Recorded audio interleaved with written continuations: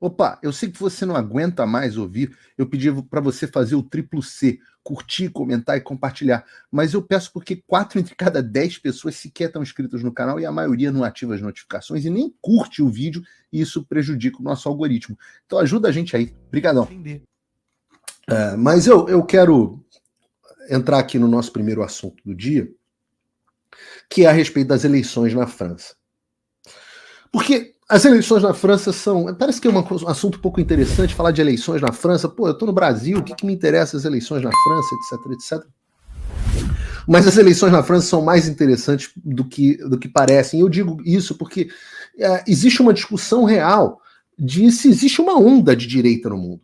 Paulo, será que existe uma onda de direita? Tá todo mundo ganhando, etc, etc. E eu tenho dito a muitos de vocês que eu acho que essa onda, na verdade, não é uma onda de direita. Eu frustro as pessoas quando eu digo, não acho que há uma onda de direita.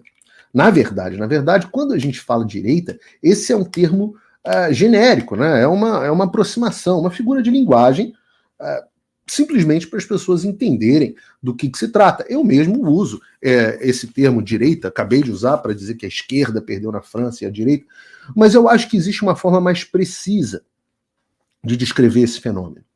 A onda, na verdade, não é exatamente uma onda de direita, porque a direita na França é diferente da direita no Brasil, que é diferente da direita nos Estados Unidos. Eu sempre digo que há certas coisas que o Bolsonaro... aliás, uma história engraçada, totalmente fora aqui do script, é que em alguns momentos, quando o presidente Bolsonaro vinha falar aqui nos Estados Unidos, me pediam para dar opinião sobre o que ele ia falar, sobre o discurso dele.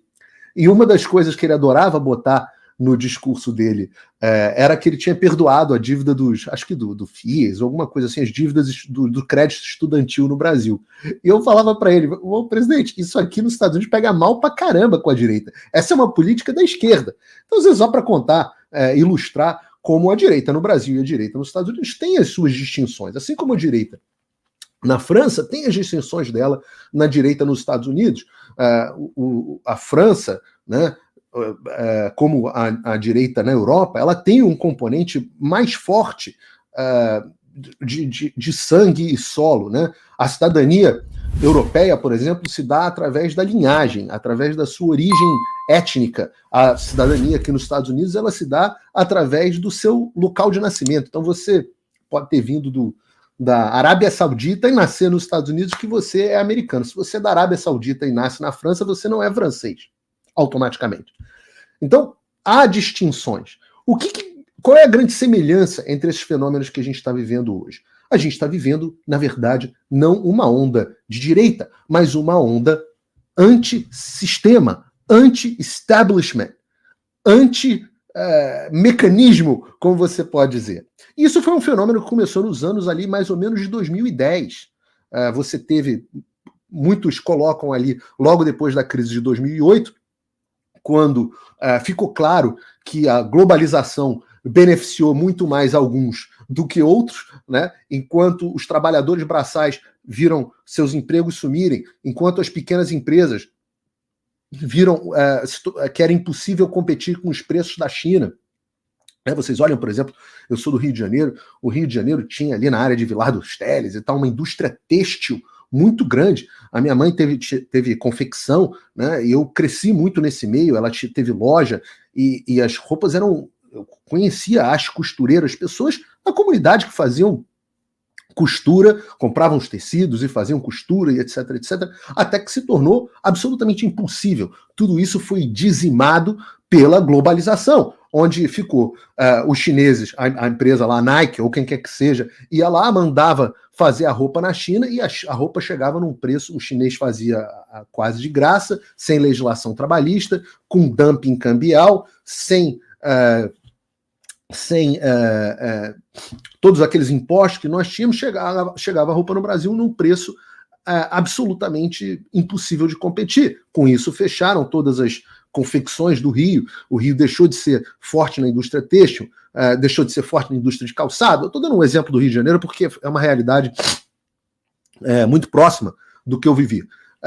Com isso, as costureiras perderam o emprego, as pessoas que faziam toda a cadeia produtiva foi para o espaço, e a Shopee bomba. Então, há um certo mérito nessa discussão de tarifa ou não tarifa, e essa é uma discussão, por exemplo, aqui que os americanos se colocam de forma diferente dos brasileiros, né? O Trump foi o grande homem que criou as tarifas, os impostos de importação para os chineses. Mas ficou muito claro ali nos anos de 2010 que as grandes corporações estavam se dando muito bem, e o indivíduo, os pequenos, estavam se ferrando. Os trabalhadores, que se chama aqui nos Estados Unidos de blue collar, né?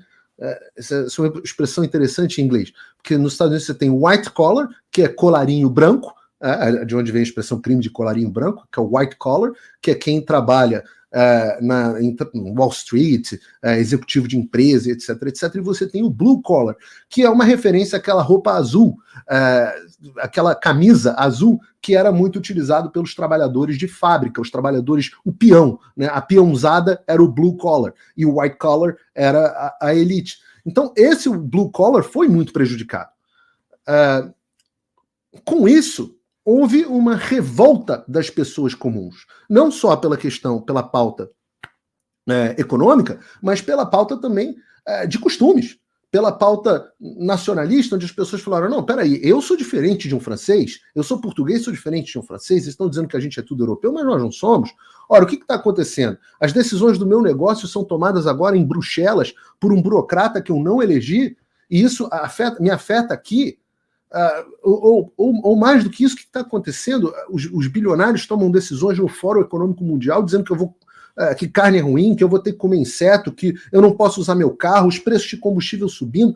Peraí, isso não tem a ver com o que eu penso. Então, esse descasamento entre as elites, as pessoas do Fórum Econômico Mundial, as pessoas que vão no Gilmar Palusa e o trabalhador comum, esse descasamento se tornou muito grande. As pessoas responderam a isso através dos instrumentos que elas tinham. Quais instrumentos que elas tinham? Elas tinham as urnas. Elas passaram a ter as redes sociais. E elas responderam dessa forma. Então, houve um domínio das redes sociais pela direita e por pessoas revoltadas com o establishment e que passaram a se sentir representadas como direita, e houve uma mudança grande dentro da política mundial. Dentro do Partido Republicano, por exemplo, o maior partido do mundo, o partido mais importante do mundo, todo aquele establishment globalista da época do George Bush foi varrido em nome de um candidato que todo mundo achava que era uma piada, que era o Donald Trump. Enquanto as pesquisas davam que o Trump não ia ganhar, enquanto a imprensa ria do Trump, o Trump foi lá e foi eleito. No Reino Unido você teve, primeiro, o Brexit, que foi um grande dedo do meio para toda a comunidade globalista que exaltava a União Europeia, com o Reino Unido tendo saído da União Europeia, que diziam que era impossível, que tentaram de todas as formas no tapetão evitar, mas a população foi lá nas urnas em referendo e disse que faria. A contragosto da esquerda, que nunca quis referendo, plebiscito para nada disso. No Brasil, você teve o fenômeno do Bolsonaro, um candidato que era um deputado de baixo clero, que era conhecido por programas de Luciana Gimenez, mas que defendia aquilo que a população dizia e que ninguém mais acreditava. E o Bolsonaro transforma a política brasileira de forma definitiva. Você teve o Macri, embora não tenha sido bem sucedido nas suas políticas, foi bem sucedido eleitoralmente. Você teve o próprio fenômeno do Boris Johnson, depois no Reino Unido, e vários casos no mundo inteiro assim. Como que a esquerda, como que o establishment, como que as pessoas reagiram a esse tipo de coisa? Ora, em vez de eles reagirem com uma autocrítica, eles reagiram buscando culpar algumas coisas. Uma delas foi a capacidade das pessoas se comunicarem através das redes sociais. Eles reagiram através da pandemia, através de mais restrições, através da força, através da exaltação de picaretas como Anthony Fauci ou como Átila Tamarindo no Brasil, que viraram autoridades mundiais da ciência. Eles reagiram dando mais poder aos órgãos centrais. Eles reagiram com um consórcio da imprensa que combinava todas as notícias, e as notícias eram falsas. Eles reagiram com a criação das agências de checagem de fato, as fact-checkings, a International Fact-Checking Network, os bilionários decidindo o que era verdade, o que não era verdade. Eles promoveram ideias loucas, máscara, a origem do vírus natural, eficácia dos lockdown, transmissão por contato, todas as outras, 2 metros de distância para te proteger do vírus. Fecharam praia, fecharam parque, fecharam negócio. E tudo se provou falso. Negócios foram quebrados, empregos foram perdidos, suicídio recorde no mundo inteiro, alcoolismo e drogas e overdose se tornando o maior problema dos Estados Unidos e uma inflação que foi a maior inflação que o mundo viu em 50 anos. 50 anos. Eles ainda enfiaram um procedimento médico goela abaixo, sem explicar para a população o que estava acontecendo, os questionamentos, as pessoas viam os problemas acontecendo e não podiam questionar. Eu mesmo não posso falar sobre esse procedimento médico até hoje aqui no YouTube, porque eu já tomei um strike. Mas o que dá para falar, e eu acho que isso é fato conhecido, é que a eficácia era muito menor do que a prometida e o número de pessoas reportando problemas era muito maior do que o noticiado pela imprensa. Daí vem as eleições de 2020. A esquerda queima os Estados Unidos com os protestos raciais, baseados numa história mentirosa, encobertada pela imprensa, que foi a morte do George Floyd. Se você não teve até hoje acesso ao que aconteceu em todas as câmeras, e eu não vou justificar aqui o que o policial fez, não, mas se você não teve acesso às câmeras do policial, e é por isso que eu defendo câmera para policial, inclusive no Brasil, se você não teve acesso às câmeras dos policiais completas, tenha e você vai ver o que aconteceu de fato no caso do George Floyd. Tá tudo na internet, você consegue achar no Rumble. Quer dizer, você não consegue achar no Rumble no Brasil sem VPN, porque o Alexandre, porque você não está na internet, você está na intranet do Alexandre. Mas se você tiver um VPN, você abre o site do Rumble e você consegue ver a íntegra das câmeras do George Floyd. Vem as eleições. Eles usam a desculpa da pandemia para que todo mundo possa votar por correio, um samba do crioulo doido, uma loucura, falta de verificação de assinaturas e tudo isso, quando a gente chamava atenção, eles diziam que era o the big lie, a grande mentira. Os tribunais se recusavam a endereçar o assunto com medo da imprensa. E as redes sociais passaram a censurar todas as histórias. Não só as histórias questionando a integridade do sistema eleitoral americano, que hoje já é possível fazer nas redes sociais, mas não era na época, como também esconderam histórias como a do laptop do Hunter Biden, dizendo que era desinformação russa, que se provaram verdadeira. Milhares, milhões de pessoas foram censuradas, inclusive o presidente dos Estados Unidos. Essa foi a resposta da esquerda. O que as pessoas fizeram? Elas protestaram. Em alguns lugares, elas se revoltaram.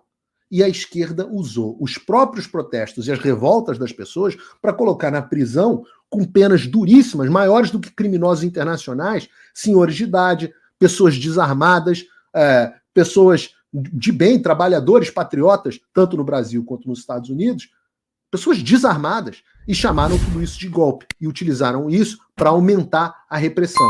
As pessoas comuns eram xingadas de extremistas, de gado, censurada, fita de vídeo era apagado, a imprensa fingia que não via. Aliás, a imprensa mentiu como nunca mentiu na história. Nunca mentiu na história. E o que imaginavam que fosse acontecer com esse cenário? Eu me lembro de uma conversa que eu tive uma vez, ainda em 2020, com o eunuco invertebrado. Na época eu ainda conversava com ele e tal, ele não tinha completado ainda a passagem dele para o lado negro da força, e eu ainda falava com ele. E eu me lembro de falar com ele, cara, você acha o seguinte, se houve uma revolta nos anos de 2010, o que você acha que vem agora? Depois dessa aloprada insana? Você acha que as pessoas vão responder com mais ou menos revolta? E eu pergunto a você que está no chat, você que está nos assistindo, as mais de 10 mil pessoas, mais de 11 mil pessoas que estão nos assistindo agora, e que muitas delas ainda não clicaram no like ou apertaram o botão de compartilhamento. Eu dou um segundinho aqui para vocês fazerem isso agora. Mas eu pergunto a vocês, você tá mais puto da vida hoje ou tava mais puto em 2018 quando você votou pelo Bolsonaro na primeira vez? Essa onda das pessoas revoltadas, das pessoas que viram o seu candidato Bolsonaro, por exemplo, ser retirado, perdeu os direitos políticos. O político mais popular do Brasil perdeu os direitos políticos, que fez uma reunião com os embaixadores para falar verdades. Essas pessoas estão, como estão dizendo no chat aqui agora, mais putas. E não é só no Brasil. Essa onda dos revoltados, dos putos contra o sistema, ela tá aí para quem quiser ver. Nas urnas, é Meloni, é Milei, é Netanyahu, é o Chega se tornando um dos maiores partidos de Portugal. A direita que venceu com ampla margem as eleições da União Europeia há 2 semanas. Hoje, na Holanda, importante dizer a vocês, a direita nacionalista assumiu o poder. Está aqui a reportagem. Novo governo liderado pela direita nacionalista toma posse na Holanda.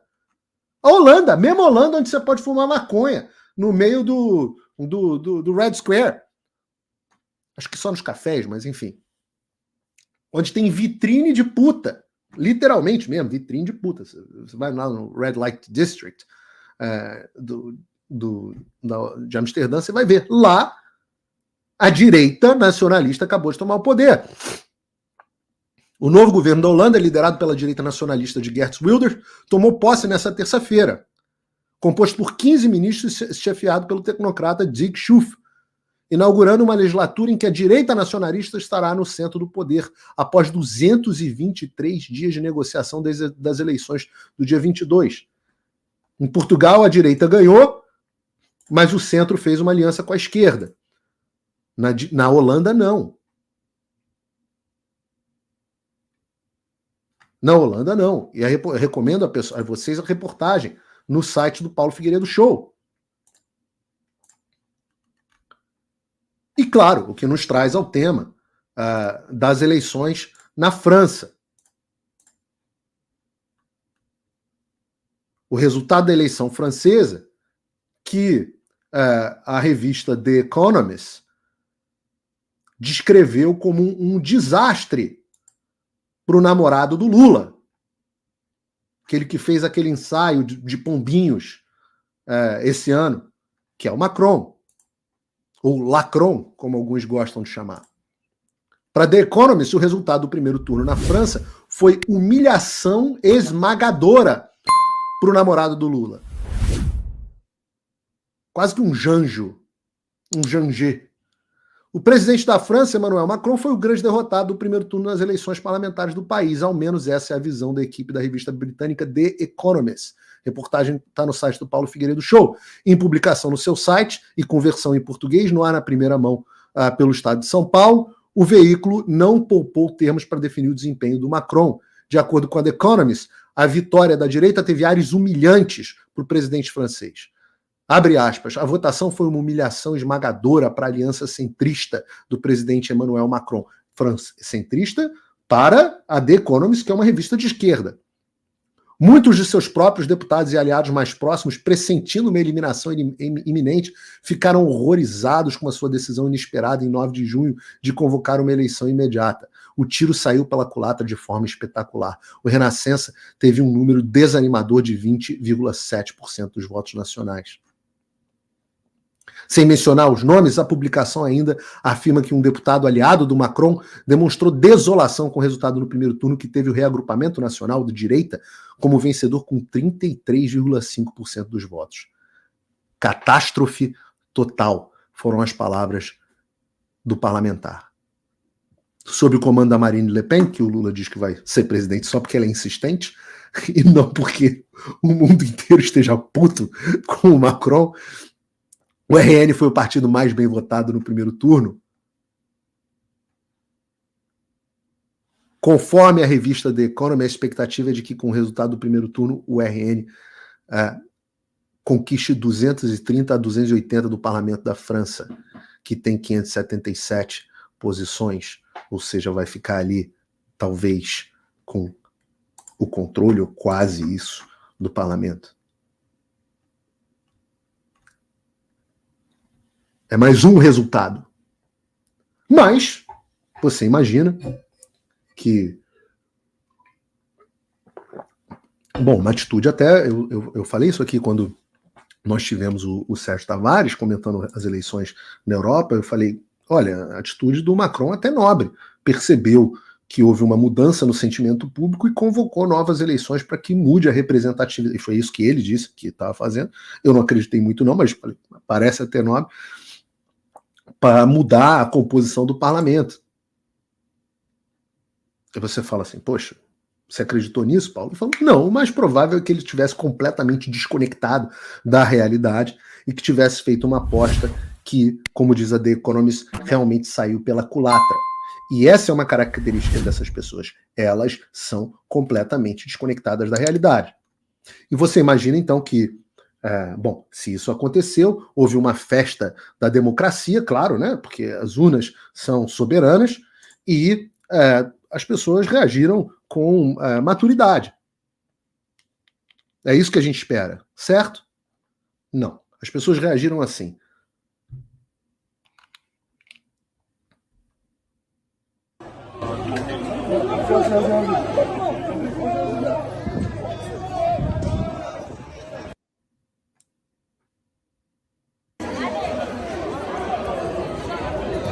Hey!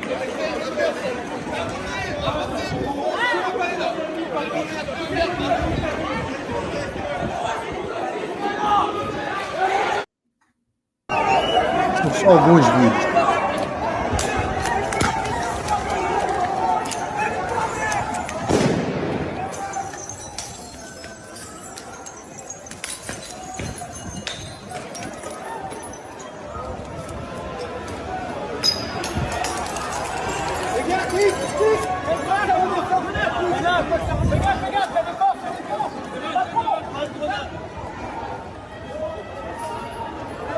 A França tem uma forma muito peculiar de expressar a democracia.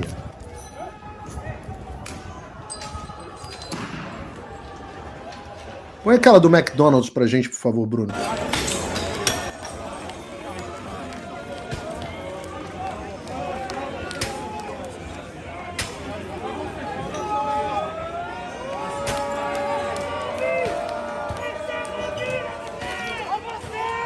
Destruindo. Obrigado. Você deve imaginar que, diante dessas imagens, tenha havido um repúdio internacional a esses atos de violência, né? Pelo menos por parte dos jornalistas que tiveram a coragem de chamar velhinha com Bíblia rezando terço, velhinha, gente cantando o hino do Brasil, gente pintando coisa com batom, essas pessoas que foram chamadas de golpistas, que estão sendo sentenciadas a 20 anos dentro da prisão. Você imagina que as pessoas que fizeram isso, que falaram que essas pessoas eram golpistas, inimigas da democracia porque não aceitaram o resultado das urnas, você imagina que está havendo uma condenação. Certo? Errado.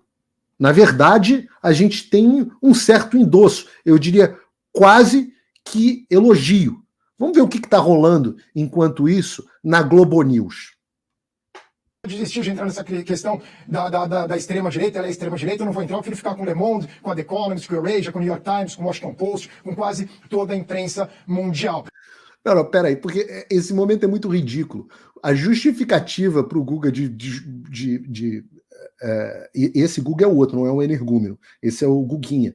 A justificativa dele para chamar as pessoas de extrema-direita é se cercar dos veículos de imprensa, da The Economist, do The New York Times, etc, etc.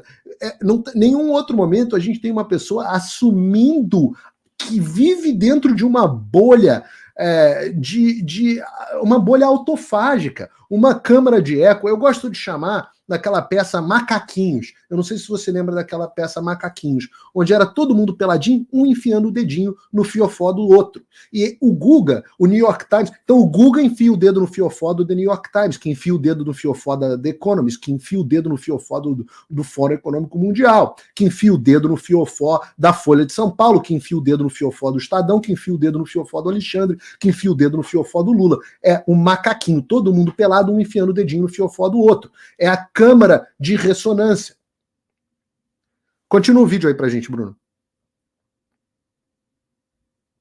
Jornalista, cientista político, tudo, enfim, eu sigo nessa linha, porque eu sigo na linha do que ela é descrita, inclusive, na França. Normalizar uma islamofóbica, xenófoba e racista contra árabes é muito grave. A direita tradicional não prega essas coisas. A direita tradicional é um conservadorismo tradicional e não um discurso do ódio.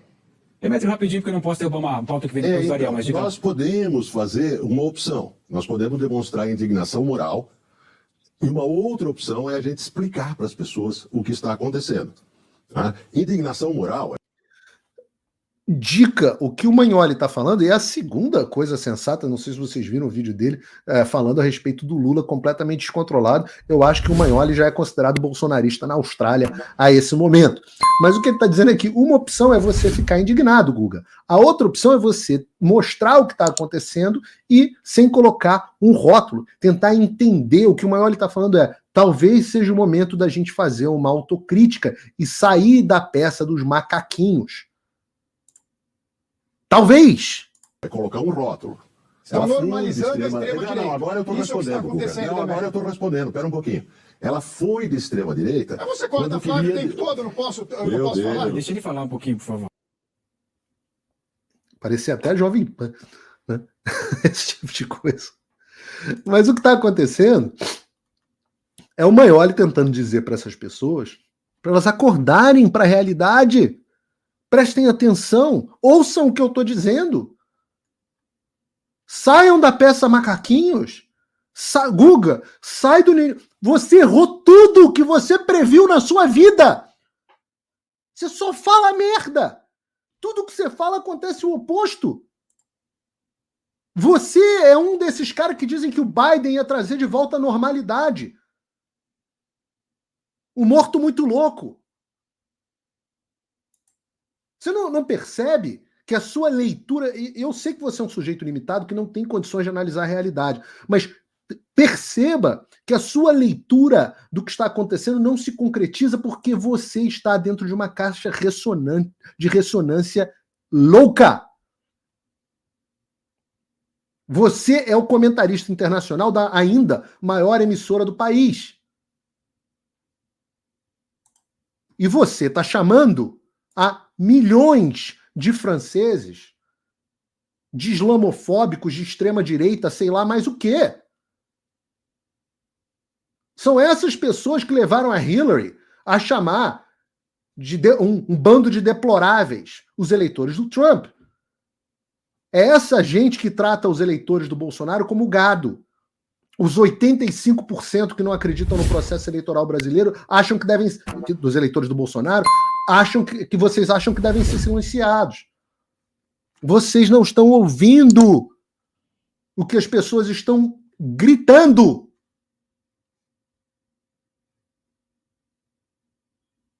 Há a turma que faz isso por um completo retardo mental, e aqui eu uso o retardo mental não como xingamento, mas como descrição, porque é a mente que vê as coisas de forma atrasada. Não tem nada a ver com síndromes cromossomiais e tal. As pessoas enxergam a incoerência. As pessoas veem o você condenando os brasileiros do 8 de janeiro ou os americanos do 6 de janeiro, que você nunca falou o que aconteceu, mentiu sobre as 6 pessoas mortas, etc. As pessoas veem a incoerência disso de você dizendo, não, a gente não pode normalizar uma direita islamofóbica, ou seja, tá certa a esquerda da França. Tá certa a esquerda que só sabe responder com violência e com repressão. Enquanto vocês não ouvirem as pessoas, vocês vão tomar um couro na audiência, como estão tomando agora, mais de quase 16 mil pessoas nos assistindo nas múltiplas plataformas, Isso porque minhas contas estão bloqueadas. Senão, quantas pessoas eu teria? Opa, eu sei que você não aguenta mais ouvir. Eu pedi para você fazer o triplo C, curtir, comentar e compartilhar. Mas eu peço porque 4 entre cada 10 pessoas sequer estão inscritas no canal e a maioria não ativa as notificações e nem curte o vídeo, e isso prejudica o nosso algoritmo. Então ajuda a gente aí. Obrigadão.